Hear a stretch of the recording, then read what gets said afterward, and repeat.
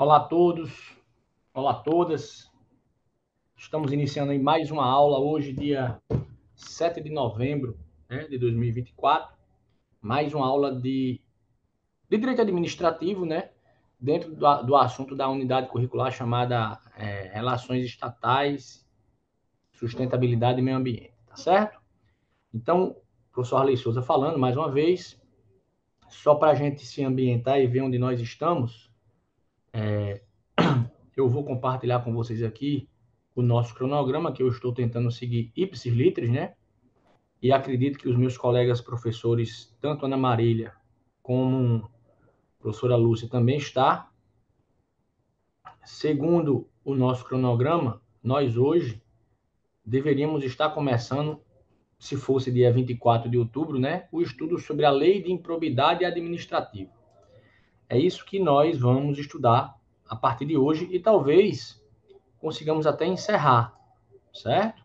Por quê? Porque eu vou estudar as noções gerais com vocês, os conceitos básicos, leremos alguns artigos importantes, mas o restante da leitura ficará como tarefa de casa para todos vocês, para que no próximo encontro a gente possa começar a tratar da responsabilidade civil do Estado, tá bom?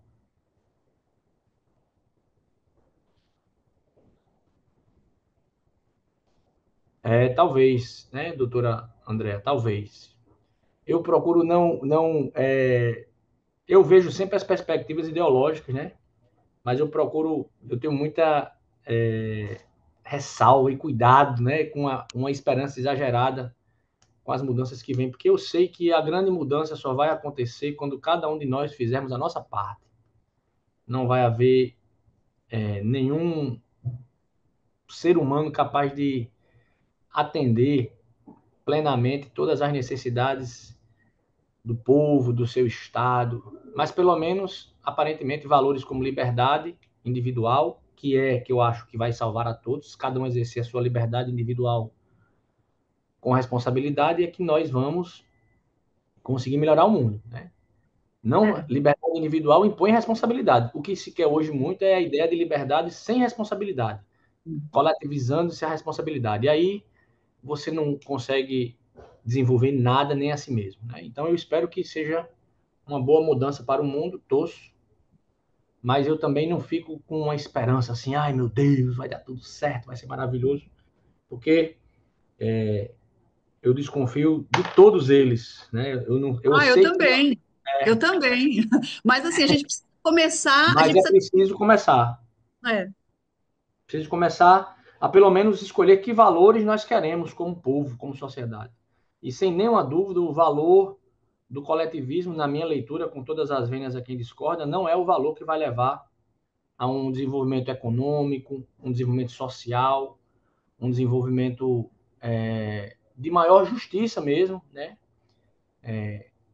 E pois somente cada um sendo livre para poder exercer a sua ética, o seu modo de vida, desenvolver os seus talentos e produzir riquezas, cada um fazendo isso. Isso não quer dizer ser egoísta, né? Isso quer dizer ser livre. Né? E a liberdade, na minha leitura no mundo, ela está em xeque, porque há pessoas que acreditam que vale a pena abdicar da sua liberdade cada vez mais para que um terceiro resolva os seus problemas. Isso é um pouco confortável, mas isso é um pouco confortável, mas diríamos assim, é o algoritmo para o totalitarismo, certo? Então vamos voltar à nossa aula. Eu coloquei exatamente, eu vou começar a aula de lei de improbidade, doutora Iana Teixeira, certo? É isso que nós vamos tratar. Na aula passada nós encerramos o assunto, certo? Na aula passada nós encerramos o assunto, me permita me lembrar aqui, controle da administração pública, certo? Foi o último assunto da última aula. E hoje vamos começar a aula de improbidade administrativa. É isso mesmo, você está certa. Inclusive, eu coloquei o slide lá no grupo, né? O slide da aula de hoje, para quem quiser ir acompanhando a aula pelo slide, também fazer. Tá bom? Então, eu vou interromper aqui o compartilhamento do nosso arquivo de cronograma, onde nós estamos, e tentaremos seguir ipsis literis esse cronograma até chegarmos ao final. Eu percebi aqui no nosso caminhar um problema. Em que sentido, professor? Um problema. Porque nós teremos aí muitos feriados esse mês, né? Muitos feriados esse mês de novembro. A turma que paga comigo, nós temos uma turma aqui em Natal, né, na Zona Norte, e uma turma em São Paulo. Por exemplo, no dia 15 de novembro é feriado para a turma de Natal, porque é feriado nacional. Mas eu sei que a turma de São Paulo vai ter aula no dia 13, porque eles têm aula na quarta-feira, e a turma de Natal tem aula na sexta. Então, isso poderá deixar algum... Eu darei a minha aula na quinta, normalmente, dia 14, certo? Mas a turma poderá sofrer aí algum prejuízo. Aí na semana seguinte, nós temos um feriado nacional, dia 20 de novembro, e temos um feriado aqui em Natal, local, dia 21 de novembro. Então, não poderei ministrar aula nesse dia, certo? Dia 21 de novembro. Podem anotar aí o pessoal de São Paulo. Então, nós teremos um feriado aí dia 20, 21, 20 nacional e 21 aqui em Natal. Então, não poderei dar aula, certo? E dia 22, há uma grande tendência de se imprensar isso aí, né? O brasileiro faz isso, né? O pessoal viaja. Eu sei que, em tese, a UNP não liberou aqui em Natal o dia 22. Então, dia 22, pelo que eu estou sabendo do calendário, vai ter aula com a professora Ana Marília. Até agora, que eu saiba, vai ter. Isso vai, aparentemente, tentar equilibrar o prejuízo que foi feito no dia 15 de novembro.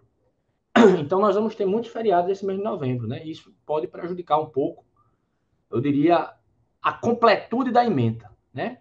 De nós conseguirmos vencer toda a ementa. Mas eu acho que nós estamos indo muito bem, certo?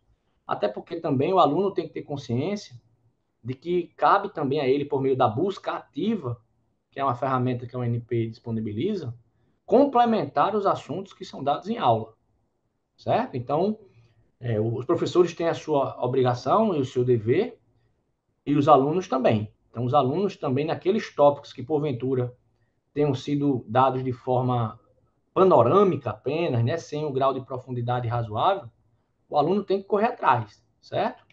O aluno tem que correr atrás também através das ferramentas de busca ativa, porque nessa disciplina, nessa unidade curricular, vocês têm aí 60 horas aulas comigo, 60 horas aulas com a professora Lúcia em São Paulo e Marília aqui em Natal, e 40 horas de estudo de vocês de forma autodidata, né, exercendo a busca ativa. Então, fiquemos bem atentos a isso aí. Tranquilo, pessoal? Dado aí esses recados iniciais, vamos começar a nossa aula já compartilhando nosso slide. Show de bola.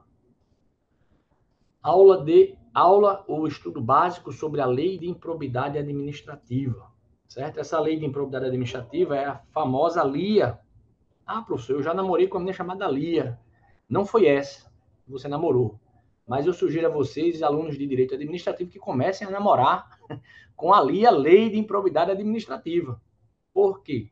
Porque ela é uma lei muito cobrada em concursos públicos, em provas de OAB. E mais do que isso, é importante que o aluno de direito e a própria cidadania conheça a lei de improbidade para perceber quando agentes públicos, agentes políticos estão atuando de forma ímproba, certo? De forma desonesta, e nós já vamos ver o que significa improbidade. Então, vale a pena conhecer essa lei.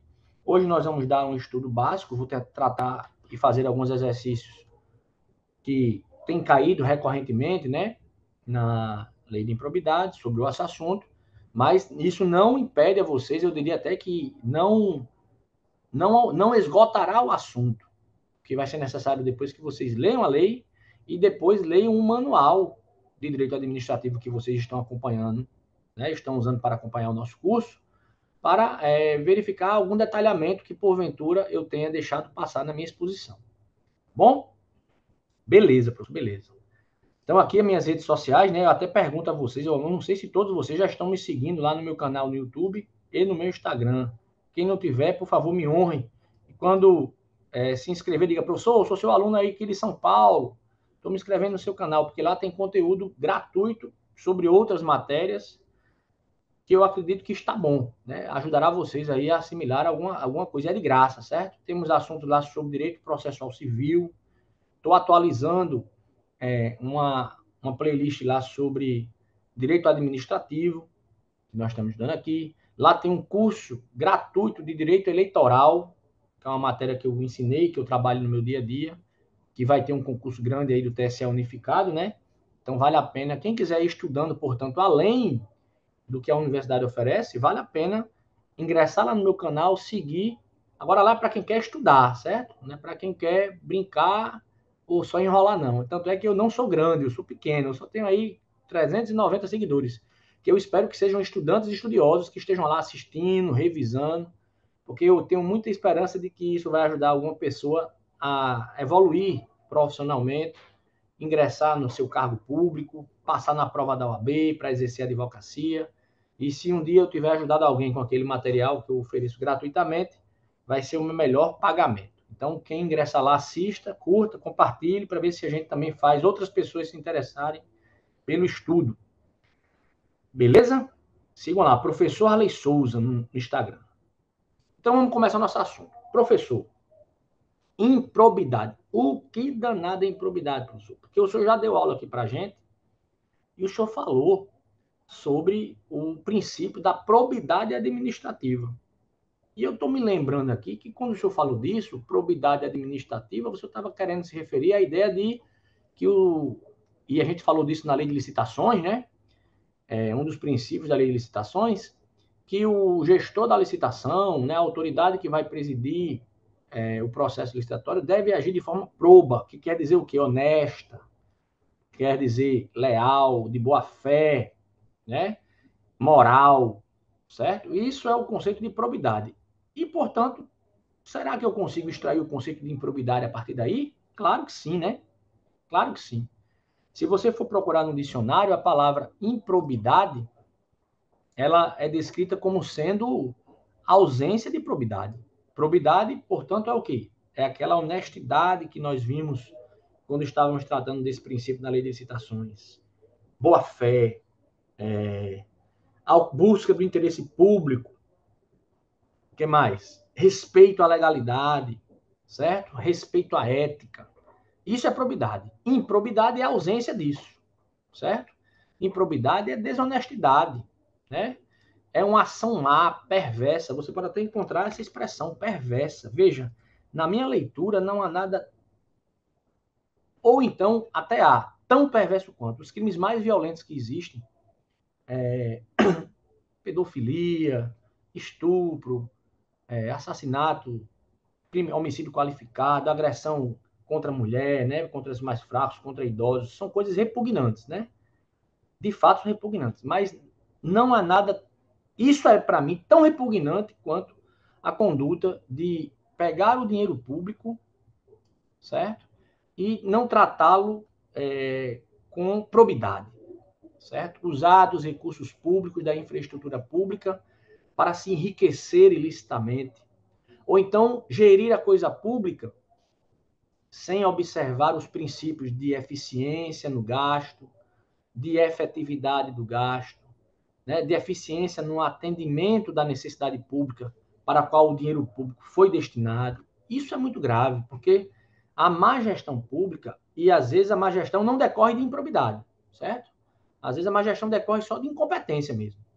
Mas às vezes a má gestão ela decorre dessa conduta antiética, né, imoral, ímproba, em que o agente público ingressa no setor público já pensando em se locupletar indevidamente, desviando valores.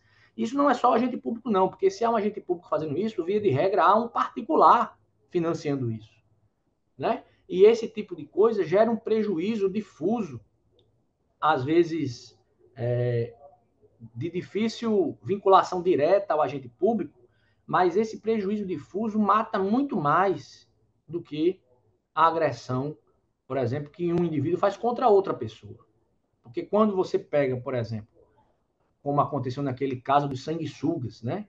Cujo um dos envolvidos hoje é senador da República, se não me falha a memória, o cara desviava dinheiro para desvio para compra de ambulâncias, certo?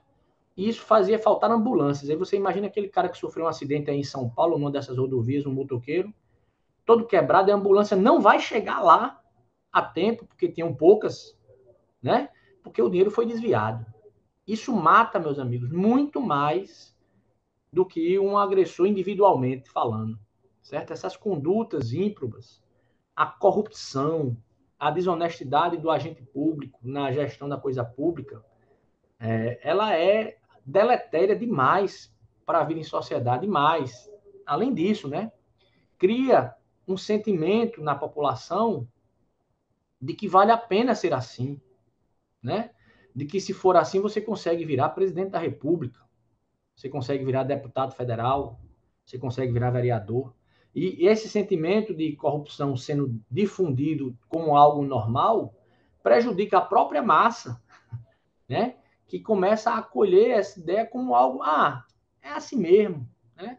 E não se resigna mais, e não, eu diria, se revolta no sentido de ficar chateado mesmo, de dizer, poxa, isso tem que ser combatido, cara. Isso tem que parar, né?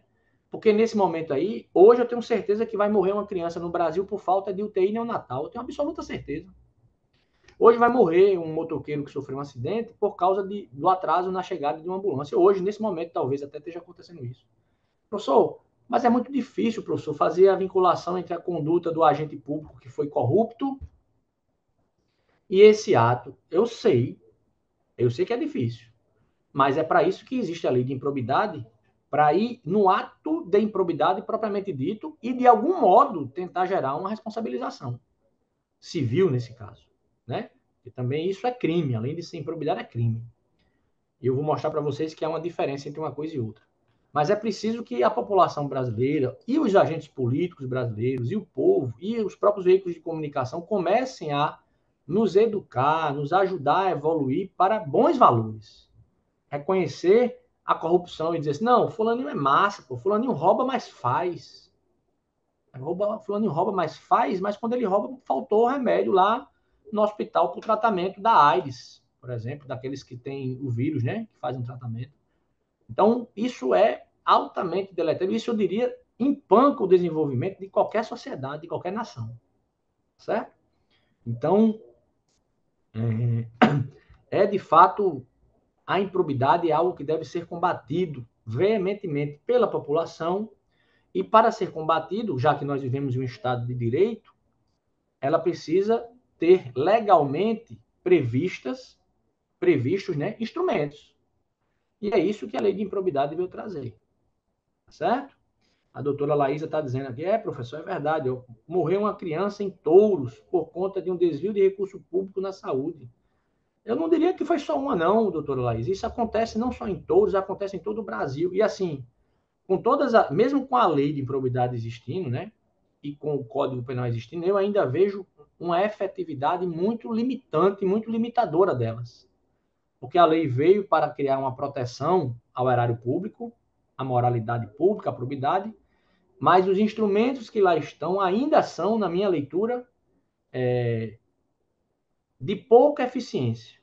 De pouca eficiência, porque se exige para a responsabilização efetiva, inclusive com a mudança que houve agora, recentemente na lei em 2021, para produção, para conseguir responsabilizar, você vai ter que se provar o dolo em todos os atos de improbidade, né?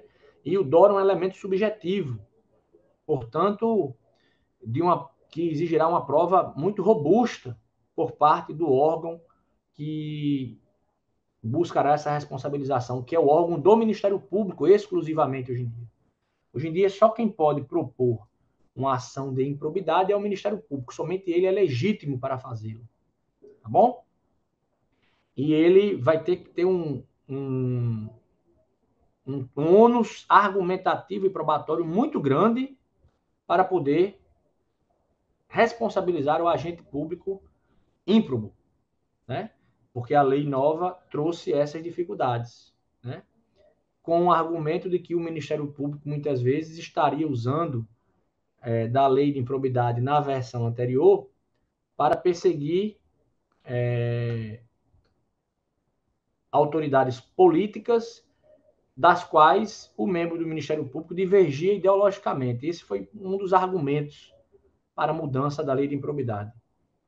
Eu acho que é um argumento frágil, mas que conseguiu ser passar, né, lá no Congresso, e o Supremo tem reconhecido as alterações na lei de improbidade como algo constitucional.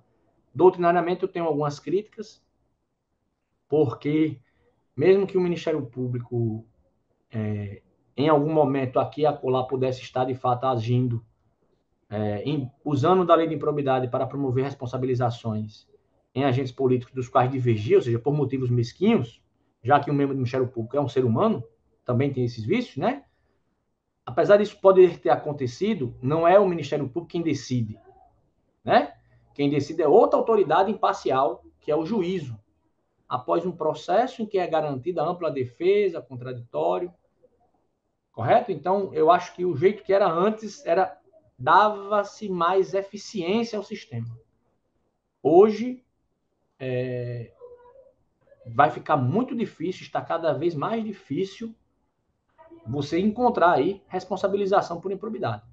Na versão anterior da lei, nós encontrávamos mais. Beleza? Show de bola. Então, improbidade é isso. Improbidade, eu tenho que entender primeiro o que é improbidade, né? É agir sem honestidade, certo? É agir de forma imoral.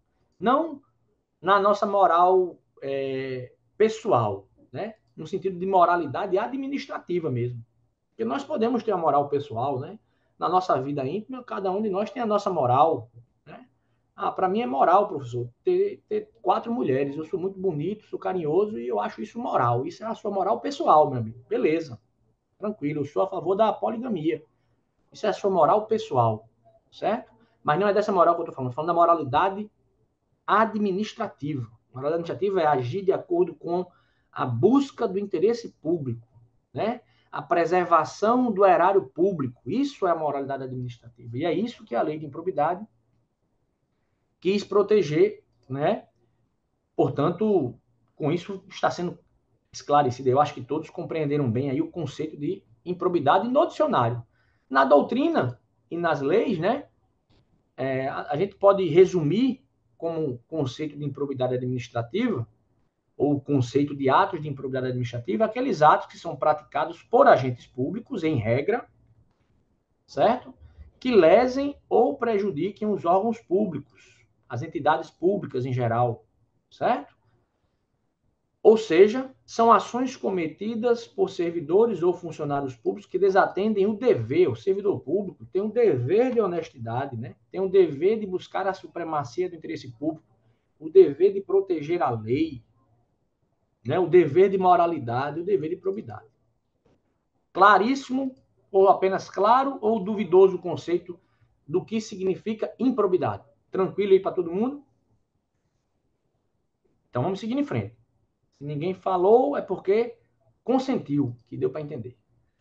E aí, professor, essa lei de improbidade nasceu da onde, professor? Porque, assim, professor, vemos e convenhamos, o nosso sistema político, às vezes, não gosta, né, assim, de combater muito a improbidade, até porque nós conseguimos, o nosso sistema político hoje está de um modo que nós conseguimos, que muitos conseguem se eleger de forma ímproba, né, mesmo sendo pessoas ímprobas. Né? Até mesmo durante o processo eleitoral, eles realizam condutas ímprobas, como, por exemplo, financiamento de campanha por meio de Caixa 2, né, que ficou provado aí, né, na década passada, entre 2014, e todos eles voltaram ao poder, certo? Ou quase todos. Ficou demonstrado cabalmente a conduta ímproba e ilegal, e ainda assim, por meio de manipulação midiática, na minha leitura, e por que não dizer também alguma conivência das cúpulas do Poder Judiciário, todos voltaram à cena do crime. Estou usando aqui a palavra do vice-presidente da República, certo? Porque tudo ficou claro. E a população, por meio de manipulação das massas mediaticamente, conseguiu e aceitou elegê-los novamente, né? Não só aí um que está lá na cúpula, outros aí também no âmbito locais, no âmbito estaduais, no âmbito municipal, voltam sempre, né? Como é que pode a gente aceitar isso, né? A população brasileira, o povo brasileiro. Enfim, vai lá e vota e aceita. Ou porque concorda, ou porque já perdeu a esperança, ou porque assim, é manipulado, ou seja, é ignorante. São esses 3 fatores, porque eu não acredito que alguém que não seja ignorante, né, acolha condutas ímpropas, porque é prejudicial a si mesmo. Isso seria masoquismo, né? Seria a automutilação. Porque o bolso que é roubado também é o dessa pessoa. Não é isso? Então, realmente, a gente precisa refletir por que a nossa sociedade mantém-se nesse patamar cultural, né, de acolher essa ideia, ao invés de reprimir ela, principalmente quando proveniente das mais altas autoridades da República. Porque, assim, uma coisa, e é repugnante também, é prejudicial também, é o guardinha da esquina receber um cafezinho. Isso é repugnante, sim. E a gente tende a tratar esse guardinha da esquina com um ódio, com uma raiva. Não, tem que prender, tem que prender. As autoridades públicas vão lá e prendem o cara. Tudo bem que se aplique a lei a ele também, tranquilo. Eu acho que deve se aplicar. Mas quando é com as autoridades mais elevadas da República, ou quando é com algum artista do nosso coração, que a gente é fã, a gente aplaude, a gente acolhe a tese de que aquilo é perseguição. Mesmo que se mostre, se desenhe, se bata foto, se tenha carta assumindo e confessando, como teve, a gente escolhe de novo a mesma coisa. Então, é masoquismo. Eu ainda não consigo fazer isso, porque eu acho que isso é um problema de saúde mental. Eu ainda estou tentando manter a minha saúde mental, mas está difícil no mundo de hoje, porque a gente fica sem entender pessoas que a gente gosta, pessoas que convivem no nosso mundo, né, no nosso meio social. Ou seja, isso demonstra também uma ausência de valoração de princípios, ou seja, você deixa de agir com base nos princípios e começa a agir com base nos fins. E aí você usa aquela máxima de Maquiavel de que, não, professor, os fins, né, a gente vai usar esses meios aqui corruptos, porque os fins justificam os meios. E essa frasezinha é a legitimadora de todas as tiranias, né, desumanidades que aconteceram no mundo. Ah, bicho, se a gente precisa aqui conquistar um país, vamos torturar as pessoas desse país aí, porque aí elas ficam com medo e vão embora. Ou então a gente mata tudinho. Isso aí pode, porque vamos fazer dos fins do Brasil uma grande nação, a maior nação do mundo, em que vai haver apenas brasileiros, vai ser uma raça superior, como isso aconteceu na Alemanha, né? Aí o povo alemão acolheu essa ideia, os alemães são tudo de bom, nós somos ótimos, vamos aceitar que pegue o nosso vizinho aqui, bote ele no caminhão e leve para um campo de concentração, ou então numa câmara de gás, porque os fins, ou seja, os fins da Alemanha ser a grande nação do mundo, justificam esses meios que ferem os princípios da dignidade humana. Parece que isso está meio que incrustado na cabeça de muitos, né? Precisamos refletir sobre isso, cada um de nós, certo? Porque também não acredito que isso mudará a partir da cúpula. Isso mudará a partir da base, se cada um de nós se conscientizar de que uma injustiça feita em um lugar, como disse Luther King, é uma ameaça à justiça em todos os lugares. Né? Essa frase não é minha, certo? Por isso que eu dou os créditos. Ele estava certíssimo, certíssimo. Beleza. Então, a Constituição, ela, o Constituinte, em 1988, né, prescreveu e ordenou o legislador ordinário, certo? Que criasse uma legislação que impusesse punições àqueles que agissem com improbidade, né, com desonestidade dentro da seara administrativa. Essa ordem constitucional, que está prevista no artigo 37, parágrafo 4º, impôs ao legislador ordinário o seguinte, ó, os atos de improbidade administrativa importarão a suspensão de direitos políticos, certo?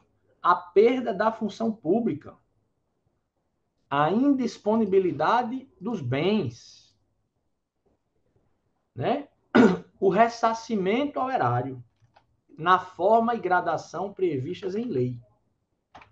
Ou seja, a lei de improbidade, ela é a concretização de um comando constitucional dado ao legislador ordinário para que puna quem realiza ato de improbidade.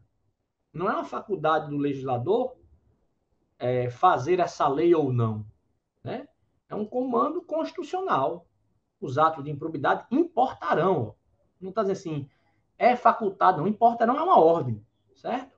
A suspensão dos direitos políticos, a perda da função pública, a indisponibilidade dos bens e o ressarcimento ao erário. Erário, para quem não sabe o que é, eu, quando era mais novo, eu ouvi essa palavra, não entendia, né? Aí um dia eu perguntei a meu pai, e meu pai me explicou o que era. Erário, meus amigos, é o tesouro público. É onde nós guardamos. Onde nós guardamos, não. Onde o dinheiro guarda, onde o Estado guarda o dinheiro que ele recolhe de nós, pelos tributos, pelos impostos, pelas taxas. Certo? A doutora Canidé está falando aqui no grupo. Eu estou vendo aqui os comentários, tá certo? Eu não vou comentar todos, né? Eu estou comentando de forma abstrata, certo? Não respondendo a cada um, mas eu estou vendo aqui a manifestação aqui de todos no grupo, tá bom? Então, meus amigos, a Constituição foi quem mandou, certo? Não foi Arley que mandou, né? Não foi o Supremo que mandou, foi o Constituinte originário que disse que isso precisa ser sancionado, no mínimo com essas sanções. Suspensão de direitos políticos, perda da função pública, indisponibilidade de bens e o ressarcimento erário. Aí ele fala na forma e gradação previstas em lei, ou seja, a lei tem que ter uma proporcionalidade, uma gradação, né? A depender da gravidade do ato de improbidade, aplicar-se-á uma determinada sanção X, certo? Tranquilo? Sem prejuízo da ação penal cabível. O que é que isso quer dizer, professor?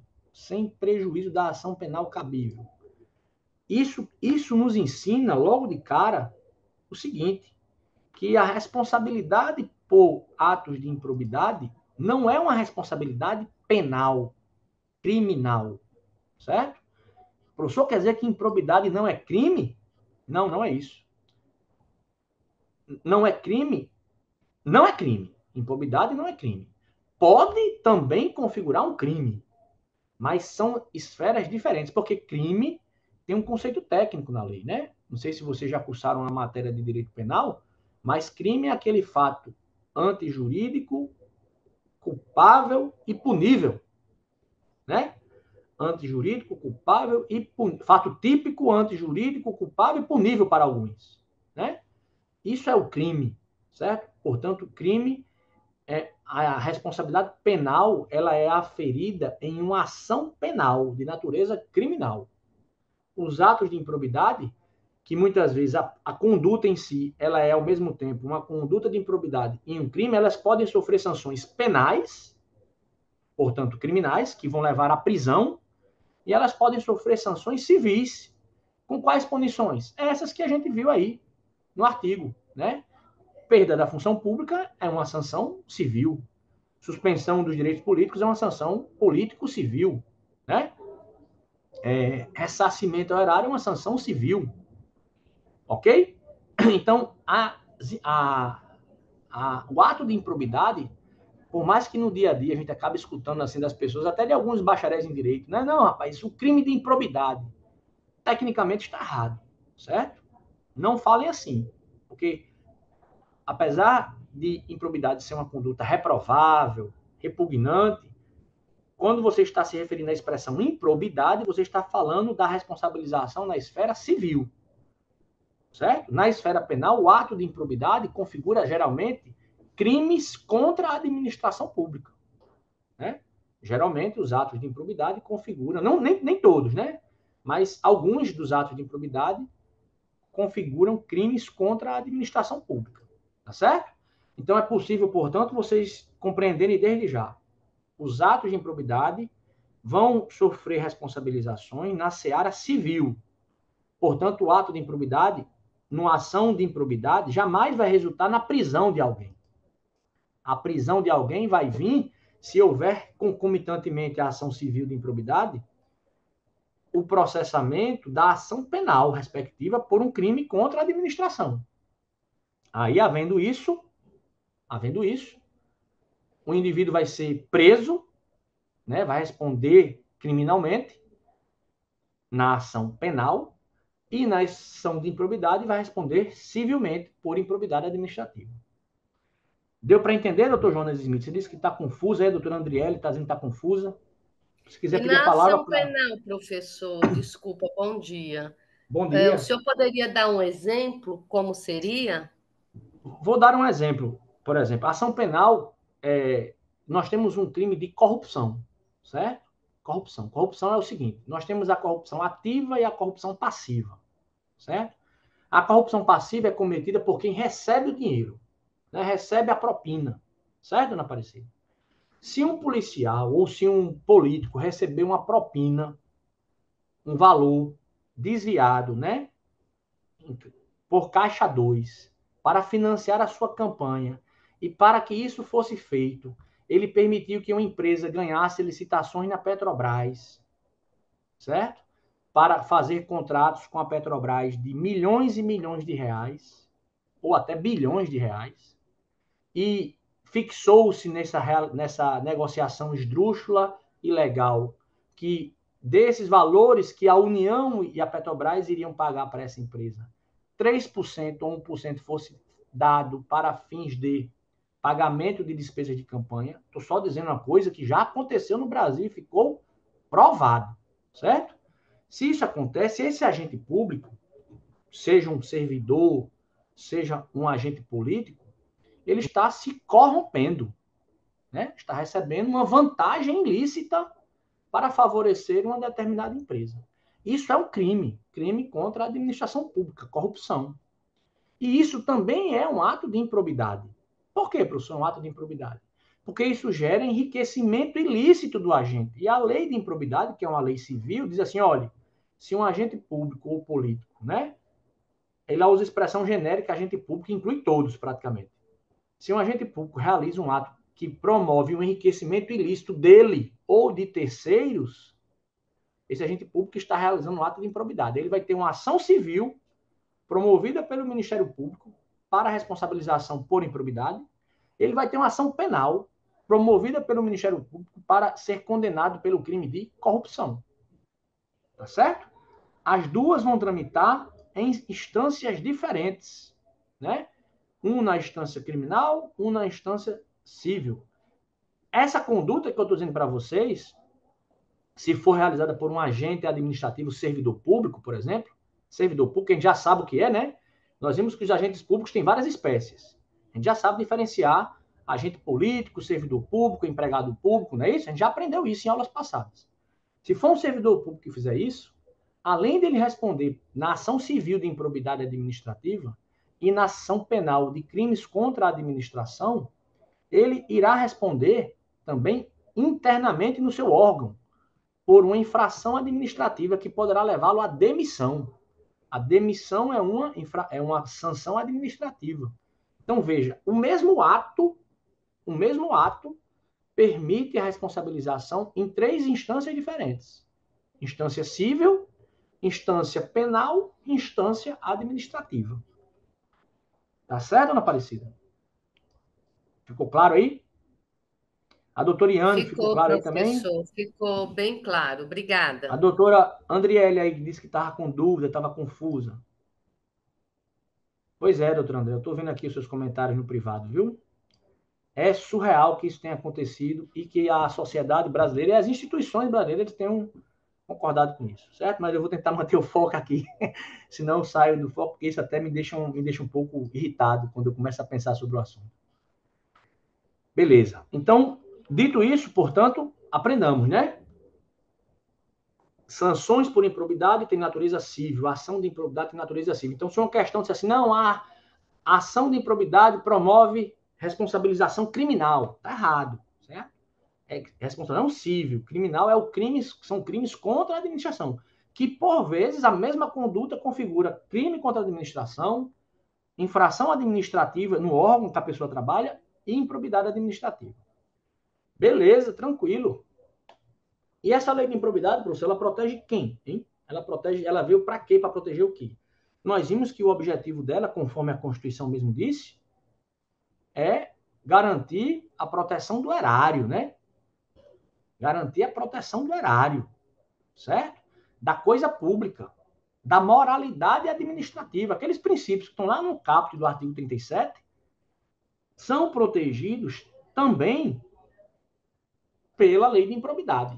Então, quais são os entes que estão, quais são os sujeitos, os entes, ou as entidades que estão protegidas e cujos atos realizados que gerem prejuízo a eles deverão ser responsabilizados com base na lei de improbidade? Isso está dito no artigo 1º. prescreve, né? Lá no PDF, depois eu corrijo, estava escrito errado, estou corrigindo aqui. Eu vou relendo e vou recorrigindo o texto, né, do meu material. Diz o artigo 1º o seguinte, ó. Os atos de improbidade praticados por qualquer agente público, servidor ou não, porque existem agentes públicos que vocês devem se lembrar que não são servidores públicos. A gente estudou isso em outra aula, né? São os agentes honoríficos, né? Nós também temos agentes públicos que não são servidores públicos, que são os empregados públicos, não são servidores públicos. Nós também temos agentes públicos que não são servidores públicos, chamados agentes políticos, né? Esses aí não são servidores públicos, são agentes públicos. Mas servidores públicos é uma espécie de agentes públicos, a gente já aprendeu isso em aula passada, que são aqueles que exercem cargos públicos efetivos ou em comissão, baseado em um regime estatutário. Só revisando assuntos de aulas passadas. Beleza. Nós vamos falar dessas punições, doutor Canidé. As punições constitucionalmente previstas são suspensão dos direitos políticos, ressarcimento ao erário. O doutor Canidé me pediu aqui para me reforçar as punições, né? Suspensão dos direitos políticos, ressarcimento ao erário, perda da função pública e indisponibilidade dos bens. Na esfera civil, são essas 4 possíveis. E nós vamos também ler hoje um pouco da lei de improbidade e vamos, na minha leitura, vamos conseguir abordar aí alguns tipos dessas punições expressamente previstas na LIA, né, na lei de improbidade. Tá certo? Então, ó, os atos de improbidade praticados por qualquer agente público engloba tudo, né? Servidor público ou não, contra quem? Contra a administração direta. Professor, eu já aprendi o que é administração direta. Quem já aprendeu, me diga aí. É a União, Estados, DF e município. Certo? Esses são as pessoas jurídicas da administração direta. Indireta ou fundacional. Indireta. Empresa pública, sociedade de economia mista, fundações. Aliás, autarquias, certo? A administração indireta. Também nós temos as fundações aqui, mas aí ele falou aqui fundacional. Então, aqui ele já incluiu aqui as fundações. Essas aqui são as entidades, né, que irão ter o seu patrimônio protegido pela lei de improbidade. Certo? Doutora, desde que fiquem comprovadas que esses indivíduos participaram dolosamente do ato. Sim, nós vamos chegar lá nessa situação do doloso, doutorina, viu? Não cheguei lá ainda não. Não peguei todos. Nossa amiga Jamile disse. Não pegou todos o quê, doutora Jamile? Não ficou claro aqui a sua dúvida. As punições da improbidade administrativa? Elas estão aqui, mas nós vamos lê-las aqui, certo? Mas elas estão aqui no nosso slide 2, ó. Suspensão dos direitos políticos, slide 4. Perda da função pública, indisponibilidade de bens e ressarcimento ao erário, certo? Estão aqui no nosso slide. E essa lei protege, portanto, a administração direta, que é a União, Estado, Distrito Federal e municípios, a administração indireta, empresas públicas, sociedade de economia mista, SEM, né? É a sigla, certo? Autarquias, beleza? Ou fundacional, fundações. De qualquer dos poderes da União. Pode ser do Poder Judiciário, do Poder Legislativo, do Poder Executivo. E não só da União, dos estados, do DF e dos municípios. Ou seja, pode ser uma fundação do Poder Judiciário, pode ser uma fundação do Poder Legislativo. Estão os atos praticados lá que gerem prejuízo ao erário, que se enquadrem nas prescrições da lei de improbidade, estarão protegidas por essa lei de improbidade. Também os territórios, bem como empresa incorporada ao patrimônio público. Às vezes uma empresa privada é incorporada ao patrimônio público, né? Empresa privada é incorporada ao patrimônio público. Essa empresa, na medida que for incorporada ao patrimônio público, vai passar a sofrer a proteção né, vai passar a ter a proteção da lei de improbidade administrativa em relação aos atos realizados pelos seus agentes ou de entidade para cuja criação ou custeio o erário, o que é o erário, pessoal? O erário é o dinheiro público, é o tesouro público, haja concorrido ou concorra com mais de 50% do patrimônio ou da receita anual. Serão punidos na forma desta lei. Então, as punições estão detalhadas na lei de improbidade, que é a que nós vamos estudar hoje, estamos já estudando.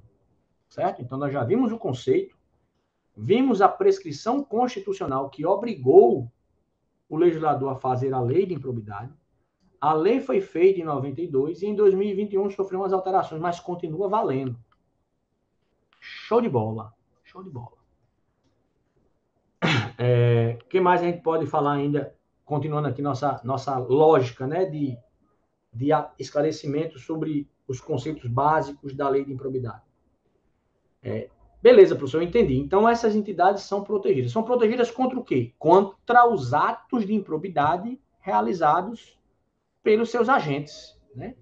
A proteção da lei quer inibir, coibir ou, se for realizado, punir os atos de improbidade praticados por agentes públicos dessas entidades. União, Estado, DF, empresa pública, autarquia, sociedade de economia mista, fundações, de qualquer dos poderes, certo? Então, a lei quer proteger isso. Quer proteger, portanto, a instituição dos atos realizados pelo agente público que configuram improbidade administrativa. E quem são esses agentes públicos que podem praticar atos de improbidade?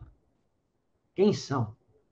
Aí o artigo 2º diz assim, ó, reputa-se agente público um conceito extremamente amplo, que é o mesmo que nós encontramos na lei de licitações, né? Ó, reputa-se agente público para os efeitos desta lei, ou seja, para os efeitos da lei de improbidade, todo aquele que exerce, ainda que transitoriamente ou sem remuneração. Professor, o cara trabalha lá sem remuneração, o cara é um mesário? Sim. O cara é um mesário, está lá trabalhando sem remuneração. O cara é um jurado, está trabalhando sem remuneração. Aí ele vai lá e recebe uma propina do réu para votar contra a punição daquele réu no júri. Ele realizou ato de improbidade. Beleza? Eu vou aqui dar a palavra ao doutor Felipe, que levantou a mão. Bom dia, professor. Eu estou com uma dúvida. A lei de improbidade, ela alcança as empresas que ganham concessões, por exemplo, na privatização do metrô? A empresa que cuida, por exemplo, da linha 4 amarela, os funcionários dela são alcançados pela lei de improbidade?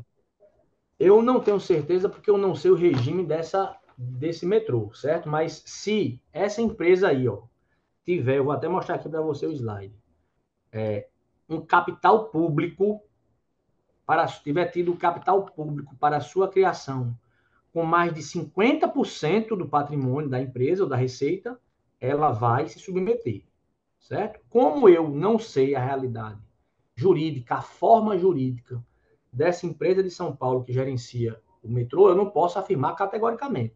Agora, se ela é uma empresa pública, ou empresa pública, o capital é todo público, certo? Então, se ela for uma empresa pública, não tenha dúvida que ela sofre. Os agentes que estão trabalhando nela poderão ser responsabilizados pela lei de improbidade. Se ela é uma empresa pública. Eu não sei se ela é, eu acho que ela é uma empresa privada, pelo que eu saiba. Com as notícias que eu tenho daqui de Natal. Mas se ela é uma sociedade de economia mista, né? Ou seja, tem capital público e privado, e o capital público é maior do que 50%, sem nenhuma dúvida, os agentes que lá estão, se realizarem atos de improbidade, poderão ser responsabilizados pela lei de improbidade. Agora, não, professor, ela não é nem uma empresa pública, nem uma sociedade de economia mista, ela é uma empresa privada, que ganhou uma concessão por meio de uma licitação. Bem, aí essa empresa privada não está aí no artigo 2º. Aliás, no artigo 1º, não é isso? Não está no artigo 1º, porque ela é privada. Deu para entender, doutor Felipe? Para mim, ele dar uma Sim, sim. resposta categórica, eu teria que ver os atos constitutivos, né, dessa empresa que gerencia o metrô de São Paulo, que eu não sei, de fato, se ela é uma empresa pública, uma sociedade de economia mista, ou se ela é uma empresa privada que está exercendo a função lá de oferecer esse serviço após ter ganho uma licitação, né? Num processo de concessão. Tranquilo? Eu acredito que seja uma empresa privada mesmo, professor. Beleza. Até porque se não for empresa privada, aliás, se for uma empresa só privada, não precisa fazer concurso público para ocupar os seus cargos, né? Agora, se for empresa, sociedade de economia mista ou empresa pública, tem que fazer concurso. Como é que a pessoa faz para trabalhar nessa empresa aí? Faz concurso público? Eu acredito que não, né? Eu acho que ela é privada. Por isso que eu acho que, nesse caso, não se aplicaria a LIA. Tranquilo, pessoal? Obrigado, professor. Tranquilo? Então, vamos seguindo aí. Então, perceba, doutores, que o conceito de agente público ele também é muito amplo na lei de improbidade. Ó. Lei de improbidade administrativa, certo? Reputa-se agente público para os efeitos desta lei a todo aquele que exerce, ainda que transitoriamente ou sem remuneração. Eu estava dando exemplo do jurado, né? O jurado é uma pessoa que é convocada para fazer parte do tribunal do júri e, naquele momento, ele é um agente público transitório e não recebe remuneração. Ele está exercendo um mônus público. E ele está lá, exercendo o papel dele no júri e recebe uma propina para votar contra a condenação do réu. Não se preocupe, não. Ele cometeu crimes contra a administração e cometeu improbidade administrativa, porque ele se enriqueceu ilicitamente. Mas ele não tinha nenhum vínculo direto, professor, com a administração pública. Naquele momento ele estava vinculado, porque o conceito para a lei de improbidade engloba ele, porque diz que aquele que exerce, ainda que transitoriamente ou sem remuneração, por eleição, nomeação, designação, contratação ou qualquer outra forma de investidura ou vínculo, mandato, cargo, emprego ou função nas entidades mencionadas no artigo anterior. Então, se for enquadrado nisso aqui e trabalha em algum desses órgãos ou dessas entidades e realizar um ato de improbidade, que nós vamos abordar já já as espécies, se submeterá à lei de improbidade administrativa. Tranquilo, professor? Mas aí também cabe trazer essa observação. Então, professor, eu entendi. Quer dizer que são só os agentes públicos que se submetem à lei de improbidade? Não. Não são apenas eles. Certo? Por quê? Os agentes públicos já entendemos que sim. Mas é possível que até mesmo particulares que não sejam servidores públicos efetivos ou agentes públicos possam cometer ou possam ser responsabilizados pela lei de improbidade se eles atuarem no sentido de induzir, concorrer para a prática do ato doloso de improbidade, certo? Então o cara não praticou por si, porque ele não podia praticar, porque ele é um agente privado, ele é um particular, só que ele fez um conluio com um agente público. Diz assim, meu irmão, ó, vem cá, tu que está aí presidindo a licitação, tu faz aí uma dispensa de licitação e me contrata, mesmo que não haja aí motivos para a dispensa da licitação, mas tu faz aí tu me contrata, aí quando tu me contratar, eu vou cobrar um valor superfaturado e o valor que tu me pagar superfaturado, eu vou te devolver uma parcela dele, combinado? Aí o agente público, rapaz, combinado, vou fazer isso. Se o agente público faz isso, né, ele está se locupletando indevidamente, enriquecendo ilicitamente, ato de improbidade. E esse particular que fez essa proposta aí não vai sofrer nenhuma sanção, não? Vai. Vai sofrer uma sanção na lei de improbidade, sim. Que a lei de improbidade, no seu artigo 3º, diz, ó, as disposições desta lei são aplicáveis no que couber aquele que, mesmo não sendo agente público, induza ou concorra dolosamente. Tem que ver isso aqui, porque na prova vai cair lá culposamente, certo? Os atos de improbidade hoje em dia, para possibilitarem a responsabilização, tem que ter apenas um elemento subjetivo, o dolo. A culpa não autoriza mais a sanção pela lei de improbidade.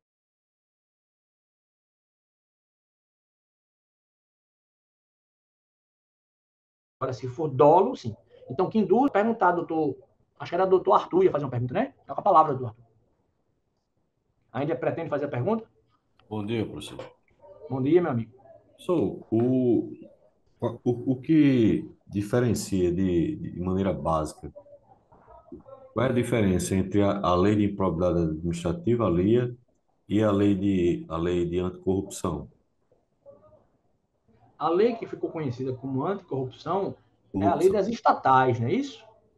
É a lei das estatais, não foi? Ali foi uma lei que mirava gerenciar as contratações nas empresas estatais. A finalidade dela foi tentar moralizar contratações, é como se ela fosse uma lei de licitações, entre aspas, né? Para as estatais, certo? Licitações, contratos, bem como requisitos para ingressar, né? Na lei, nas empresas estatais para poder ocupar os cargos de direção, né? De presidência, de conselhos. Se você estiver se referindo à lei anticorrupção, que foi chamada lei das estatais, né? Hoje em dia, que justamente ocorreu ou decorreu após a Operação Lava Jato detectar que dentro das estatais havia uma amplíssima liberdade para atos de corrupção e atos de improbidade, a finalidade dela é uma, né? A finalidade da lei de improbidade é punir os agentes que ocupam as estatais pelos atos de improbidade cometidos por eles. Punir como? Civilmente. A lei das estatais pode até ter previsões de punições, mas que são punições o quê? Administrativas. É outra seara. Beleza, doutor Arthur? Foi claro? Sim, professor, sim, tranquilo. Porque assim, Show de bola. se a gente não tiver uma devida atenção, eu acho que em algum momento pode haver essa confusão da LIA com a Lei 12.846. Por isso que eu pedi esse esclarecimento aqui, Entendi. Perfeito. Essa lei 12.546 não é a que eu falei da 13.303, tá certo? Essa lei que você falou aí, deixa eu até consultar ela aqui, só um minutinho. Lei, qual o número dela? 12.000, pode repetir aí? 12.846 de 2013 800, e 46 de 2013. deixa eu ver que lei é essa. É até errado aqui. Eu botei 2021. Aqui, ó, Lei Anticorrupção ou Lei da Empresa Limpa, é a denominada Lei 12.000.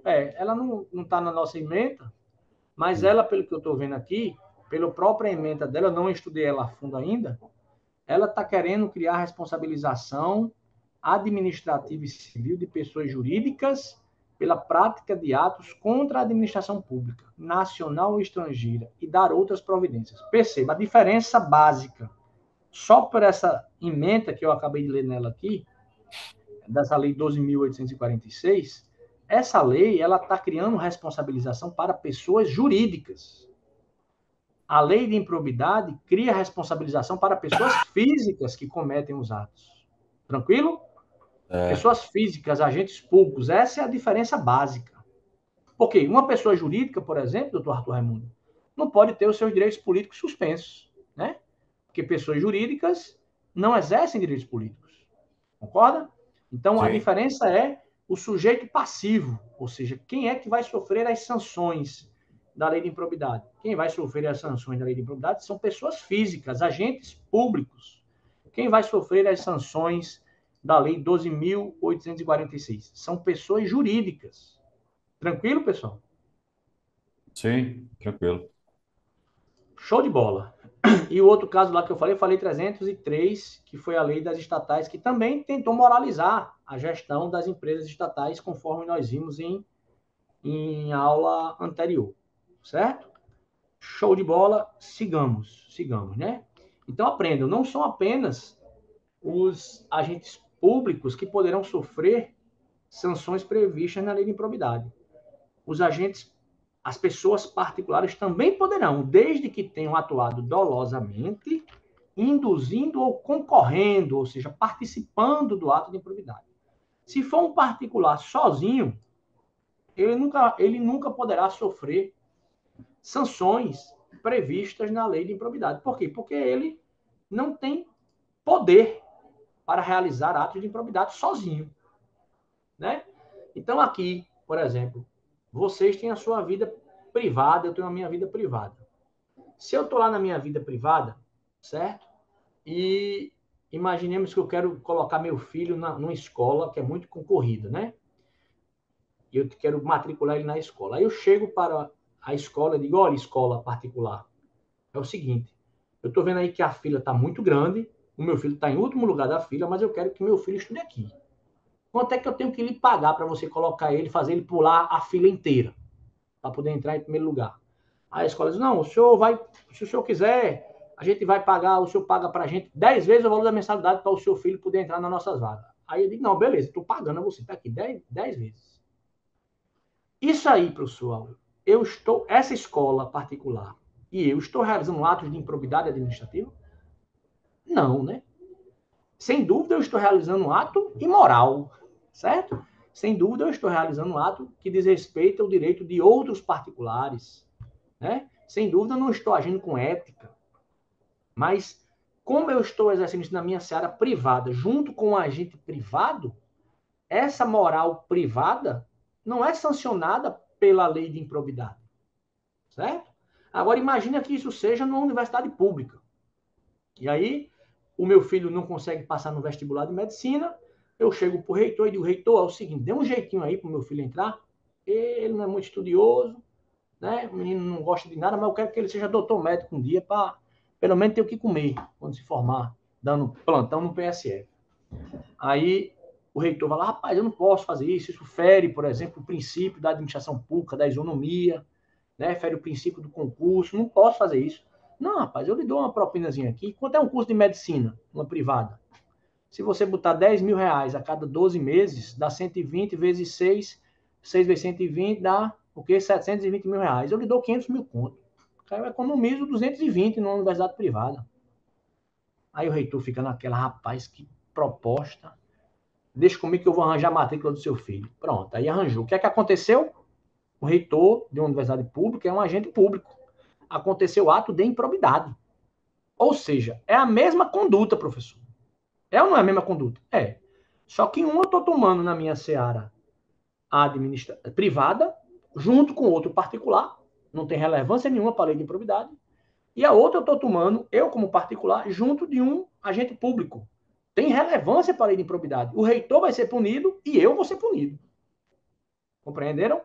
Porque eu concorri para a realização do ato de improbidade. Sem falar, né, no crime, tá bom? Sem falar no crime e nas sanções administrativas. Beleza? Ficou claro, né? Show de bola. Então a gente viu em face de quem se aplica, certo? A gente viu quem está protegido, né? Quem pode aplicar, quem pode realizar atos de improbidade. Então, vendo isso, aí a gente vai debater aqui duas jurisprudências interessantes sobre o tema da nossa Corte Excelsa, né? Da nossa Corte Suprema, certo? Porque a lei de improbidade disse o seguinte, ó, reputa-se agente público para defender essa lei todo aquele que exerce, ainda que transitoriamente sem remuneração. Todo aquele que exerce. A lei disse isso, o legislador disse isso.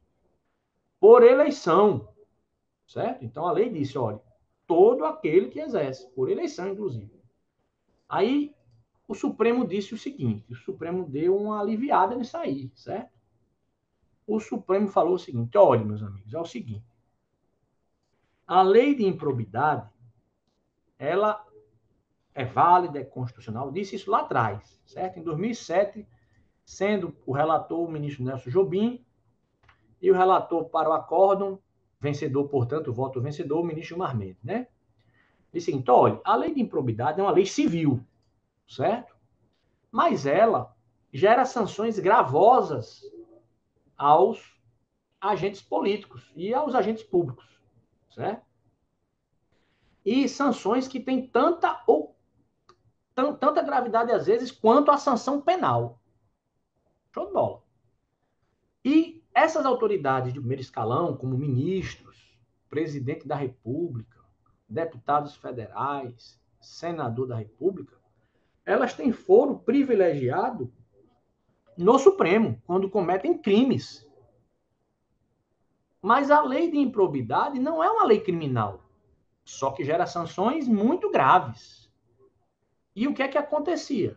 Como ela não é uma lei criminal, todas as ações cíveis de improbidade em face do presidente da República, de ministros de Estado, de deputados que estavam mal gerindo, né, uma coisa pública, de prefeitos, certo? De governadores, começavam aonde? No juiz de primeira instância, que era o juiz competente.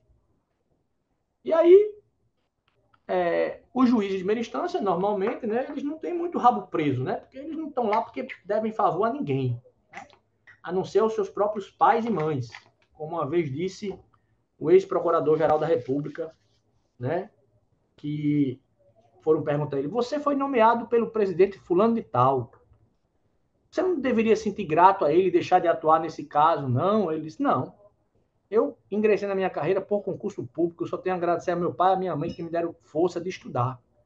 O fato dele ter me nomeado, eu fui escolhido entre os membros da minha carreira na lista tríplice que foi para lá, e ele me escolheu, mas eu não devo favor nenhum a ele. O procurador disse desse jeito. Eu disse: pô, que caba macho, não? Gostei. E ele estava por cima da cabeça, em cima da Lava Jato. Ele dava apoio à Lava Jato nas primeiras instâncias. Depois a mídia fez uma campanha contra a reputação dele e hoje ele está apagado, esquecido, certo? Esquecido, porque ele fez o óbvio, fez o que tem que fazer na minha leitura, né? Beleza. Aí o que é que acontece, doutores? O Supremo disse: não, pô, mas aí você vai processar no juiz de primeiro grau um ministro? Supremo, porque a lei diz que é qualquer agente público. E é uma lei civil, e a Constituição só previu foro privilegiado para questões penais. Mas aí o Supremo disse: não, mas aí é demais. Você não pode dar esse poder a um juiz de primeiro grau, né? Um juizinho de primeiro grau, que passou no concurso. Você tem que dar essa competência. Isso aí você está burlando. A lei burlou a prerrogativa de foro que é dada a essas autoridades da República. A lei burlou. Esses caras têm que ser julgados por nós. Ou seja, nunca. Né? E aí o Supremo disse isso aqui, ó. Disse essa jurisprudência aqui, ó. Improbidade administrativa. Crimes de responsabilidade. Crimes de responsabilidade são aqueles crimes previstos na Constituição, cujo processo é regulado pela Lei número 1079 de 1950, né? Que estão, inclusive, querendo alterar para dificultar a responsabilização daqueles que cometem crime de responsabilidade. A desculpa é sempre melhorar a lei, né? Essa lei já foi aplicada 2 vezes no Brasil e resultou em 2 impeachments presidenciais. E também já foi aplicada em alguns estados, resultando, por exemplo, no impeachment do ex-governador do Rio de Janeiro, né? Estavam querendo mudar essa lei para deixar ela mais justa, né? Porque ela é muito dura, né? Isso é a tese que vigora. Muito, muito ruim ter que punir alguém que, por exemplo, comete dano ao erário, né? Então, beleza.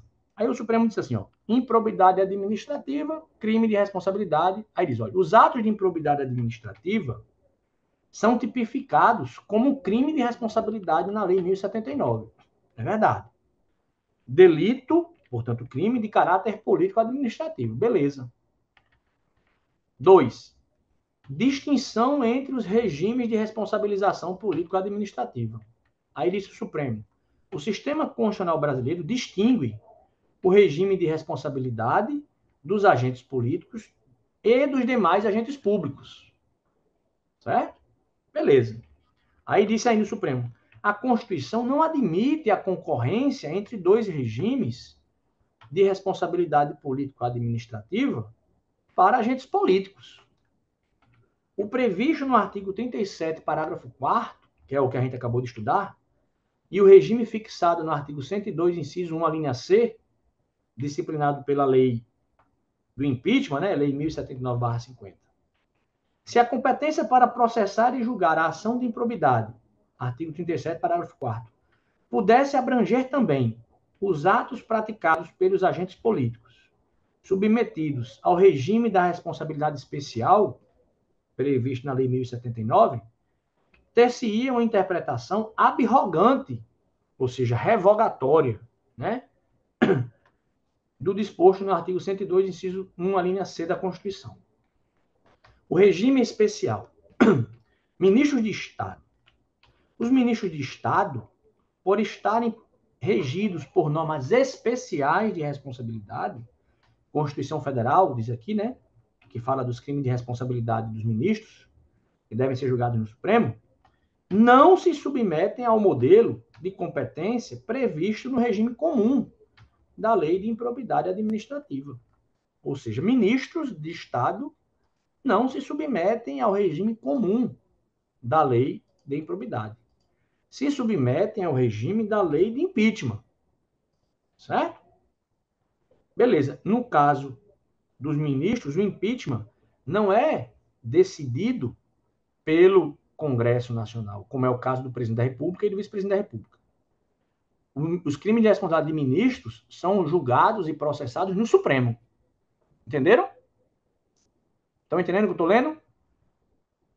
Sim ou não? Comentem aí. Sim, estou entendendo, né, professor? Beleza. E aí o que é que eles... Ó, então, o seguinte, se for um crime de responsabilidade, a competência é do Supremo Tribunal Federal. Compete exclusivamente ao Supremo processar e julgar os delitos políticos administrativos daqueles que têm prerrogativa no Supremo. Crimes de responsabilidade. Mas lembra que eu falei a vocês que é conhecidamente, que é reconhecido, né, que é claro, que a esfera penal é diferente da esfera civil e que a lei de improbidade é uma ação civil? Eu não tinha dito isso? Isso continua valendo. Só não vale para os ministros. Entenderam? Ah, é, professor? É. Somente o STF pode processar e julgar ministro de Estado no caso de crime de responsabilidade. E assim, eventualmente, determinar a perda do cargo ou a suspensão dos direitos políticos. Aí eu vejo isso, eu lembro da cena do filme lá que fala da Lava Jato, né? Como é o nome do filme, hein? Operação não sei o que da polícia. Tem no Netflix, né? O filme lá. Onde os presos lá da Lava Jato começam a gritar na cadeia. Chegou no Supremo! Chegou no Supremo! Lembram disso? Eu não tenho nenhuma dúvida que foi daquele jeito mesmo, certo? Não tenho nenhum... E que é daquele jeito até hoje. Show de bola. Aí continua a jurisprudência do Supremo. A ação de improbidade administrativa. Ministro de Estado que teve decretada a suspensão de seus direitos políticos pelo prazo de 8 anos e perda da função pública por sentença do juízo da 14ª Vara Federal. O juiz federal julgou porque disse, olha, a lei de improbidade é uma lei civil, esses caras não têm prerrogativa de foro quando se tratar de lei civil, a lei diz que se aplica a qualquer agente, seja ele eleito ou não, que exerça cargo por nomeação, ministro de Estado é agente político, é agente público, então eu sou competente, está aqui o ato realizado, toma canetada por cima da cabeça. Sou juiz federal concursado, não tenho que ficar alisando ninguém, não. Beleza. Aí o juiz condenou. E aí o Supremo foi e disse assim, incompetência do juiz da primeira instância para processar e julgar a ação civil de improbidade administrativa ajuizada contra agente político que possui prerrogativa de foro perante o Supremo Tribunal Federal. Então, lembremos que a prerrogativa de foro é para questões criminais, né? Inclusive crimes políticos. Mas a gente tinha visto no começo, e continua valendo, que a ação civil pública de improbidade, ela não analisa crimes, ela analisa condutas civis, portanto, instâncias independentes. Só que no caso de ministros de Estado, o Supremo disse, não. Juiz federal, juizinho aí, pode não. Tem que vir para cá, para que a turma comemore igual aquele personagem daquele filme da Lava Jato. Tranquilo, pessoal? Essa é a jurisprudência do Supremo sobre o assunto. Ah, professor, beleza, entendi bem. Aí depois, alguns anos depois, isso foi em 2007, né? Veio essa jurisprudência do Supremo aqui. Em um recurso de uma governadora de estado que disse assim, opa, peraí. Se quem tem prerrogativa de foro no Supremo não pode ter suas ações, seus atos de improbidade julgados por um juiz de primeira instância, quem é governador de estado, que tem foro por prerrogativa de função no STJ, também não deveria poder ser julgado no juiz de primeira instância, né? Onde há a mesma razão, deve haver o mesmo direito, não é assim? Show de bola. Aí eu vou mostrar para vocês o que o próprio Supremo disse depois. Vamos ver. Olha o que o Supremo disse depois. Ementa, improbidade administrativa, agente político. Eu acho bom mostrar que aí vocês vão entendendo como as coisas acontecem no Brasil, certo? Comportamento alegadamente ocorrido no exercício do mandato de governador de estado. Aí o Supremo disse assim, ó, possibilidade de sujeição a duplo regime jurídico. Opa, como é que pode? O Supremo disse que não cabia um duplo regime sancionatório nos casos de ministros. E aqui ele está dizendo da possibilidade de um duplo grau, de um duplo regime sancionatório, né? Estranho. Aí, responsabilização política mediante impeachment da Lei 1079, desde que ainda titulado o referido mandato eletivo. E responsabilização civil por improbidade administrativa, Lei 8429 de 92. Extinção subsequente do mandato de governador de estado. Exclusão do regime fundado na Lei 1079. Pleito recursal que objetiva extinguir processo civil de improbidade administrativa em razão de, à época dos fatos, a recorrente, que era a governadora Ieda Crucius, na época, ela, quando realizou o ato, ostentava o cargo de governadora, portanto, tinha prerrogativa de função no STJ. Ela disse, olha, eu tinha prerrogativa e me submeti à lei de impeachment. Só que eu já saí do mandato e eu estou respondendo uma ação de improbidade. Como é que eu posso responder uma ação de improbidade se os atos foram realizados quando eu era governadora? E pelo próprio Supremo, eu deveria responder no âmbito do tribunal em que eu tinha prerrogativa de foro. Ela entrou com recurso, porque ela foi condenada em primeiro grau por improbidade. E aí o Supremo disse, não, peraí.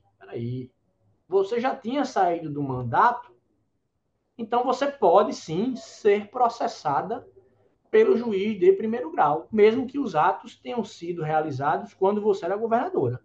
Aí, nesse caso, o Supremo disse que podia. Certo? Podia o duplo regime jurídico. Nos casos de ministro de Estado, não podia. E aí disse o Supremo ainda mais, ó, aplicabilidade. Aplicabilidade, portanto, a aplicabilidade da lei de improbidade. Você pode, sim, ser responsabilizado pela lei de improbidade. Mesmo que você, quando realizou o ato, estivesse sob o regime da lei 1079. E você poderá ser responsabilizado no juízo de primeiro grau. Sim. Minha pergunta para vocês aí, que tem 2 neurônios. 2. Nem precisa ter 4, não. Certo? Isso é coerente, meus amigos? Respondam aí no chat. Quer dizer que quando foi a governadora, podia. Quando foi o ministro de Estado, não podia. Né? Percebem a diferença? A governadora foi sancionada pelo juiz de primeiro grau. Como eu disse, o juiz de primeiro grau, que é honesto intelectualmente, é vitalício, até pouco tempo atrás não tinha medo de julgar político. Só que agora ficou com medo, certo? De julgar político. Depois do que aconteceu, os juízes de primeiro grau estão mais medrosos agora, estão mais na deles, não estão querendo comprar certas brigas, não. Preferem ficar só com os 50 mil no bolso e julgar só ladrão de galinha. Mas julgar gente grande está difícil, principalmente depois que foi aprovada a lei de abuso de autoridade, né, nova, que desvirtuou completamente o projeto de iniciativa popular criado por mais de 2 milhões de pessoas, né, encabeçado, inclusive, por muitos, inclusive pelo Ministério Público, que era uma lei que exigia, que pretendia criar as 10 medidas anticorrupção. Aí o nosso legislativo foi lá e criou uma lei de abuso de autoridade. Olha, fizeram o contrário, né? Criando diversas limitações e conceitos abertos que possibilitam a condenação de qualquer autoridade pública que atue para sancionar determinadas pessoas com algum poder econômico ou poder político. Isso deixou, na minha leitura, está deixando, eu tenho percebido a olhos vistos, né, uma certa prudência exagerada no processamento e julgamento de autoridades da cúpula da República Brasileira e das cúpulas dos estados e dos municípios. Certo? O nome do filme é esse mesmo, A Lei é para Todos, né? A lei era, né? A lei deveria ser, mas mudou muita coisa principalmente de 2019 para cá, certo? Com a atuação forte do Supremo Tribunal Federal. Beleza. Então, ó, inclusive dos agentes políticos, como expressão necessária, olha só que coisa bonita que ele diz, ó, regime da plena responsabilidade dos agentes estatais, inclusive dos agentes políticos, como expressão necessária do primado da ideia republicana. Que coisa bacana. Beleza, ministro. Isso aí se viu para Ieda Cruz, né, ministro? Show de bola. Mas para o ministro lá, em 2007, não se viu, né, ministro? É isso. Certo? É assim que a gente observa como o direito no Brasil não é tratado de forma séria, né, e científica e, por que não dizer, proba pelos operadores e pelas autoridades públicas. Certo? O respeito à moralidade administrativa como pressuposto legitimador dos atos governamentais. Pretensão que, se acolhida, ou seja, se a pretensão da recorrente fosse acolhida, transgrediria, a recorrente era a Ieda Cruz, que queria ficar sem essa sanção, certo? Transgrediria o dogma republicano da responsabilização dos agentes públicos. Ou seja, não iria se impedir a responsabilização dos agentes públicos, ou dificultar bastante, né, sobremaneira a responsabilização dos agentes públicos. Parecer da Procuradoria-Geral pelo improvimento do recurso extraordinário, deduzido por Ieda Cruz. Decisão que nega provimento ao apelo extremo. Então a gente vê o seguinte, ó, numa decisão do Supremo, eu vislumbro correta do ministro Celso de Mello, ele disse o que a lei dizia. Olha, essa lei é uma lei civil, ela se aplica paralelamente às outras leis de natureza criminal. E crime de responsabilidade, se o próprio nome chama de crime, é o quê? É criminal. Né? Questão óbvia. O nome é crime de responsabilidade. Né? Não é infração administrativa de responsabilidade, é crime de responsabilidade. Uma vez um amigo meu veio dizer para mim, professor, bicho, mas Dilma não cometeu nenhum crime. Eu digo, rapaz, você está errado. Porque Dilma foi condenada pelo órgão competente pelo crime de responsabilidade. Ou a lei chama de outra coisa. Né? Não, mas aí é um crime, uma infração política, aí vem com aquele sofismo, né? Diga, beleza, bicho. Show de bola, tamo junto aí, vamos voltar a tomar uma. Pronto. Porque é o jeito que dá para viver. Porque a pessoa vê lá o nome crime e chama de infração administrativa. Então por que eu vou chamar o que está no Código Penal de crime? É mera vontade do julgador? Parece que, a depender de quem seja a pessoa que está sendo julgada, né? Ou a depender da autoridade julgadora, a palavra crime não tem um sentido próprio. Se o constituinte quis chamar de crime de responsabilidade, ele quis dizer, olha, isso aqui, cara, porque um crime é aquele delito, aquela conduta que é tipificada, né, como um ilícito criminal, porque ele visa proteger os bens jurídicos mais relevantes da República ou do indivíduo. Se a própria Constituição chamou de crime, eu vou chamar de infração político-administrativa? Nossa, né? Eu vou reduzir o sentido dele. É isso que foi feito, certo? Como eu estou na universidade para fazer vocês pensarem sobre os assuntos, não acreditem em mim. E outra coisa, existe a outra visão, né? Que é a visão que predomina, né? A visão do Supremo é a que predomina. Tá todo mundo batendo palma, né? Mas como eu ainda sei ler, não preciso de um ministro para me ensinar a ler, né? Beleza, pessoal, beleza. Então, você percebe duas jurisprudências que vão em sentido contrário do próprio Supremo Tribunal Federal, certo? Pô, professor, entendi, professor, negócio em massa, ó, tranquilo demais, fácil demais. Então, são 10h13, eu vou dar um intervalozinho agora. A gente volta em 15 minutos, certo? 17 minutos a gente volta. Não, 16 minutos, tá bom? De 10h30 a gente volta.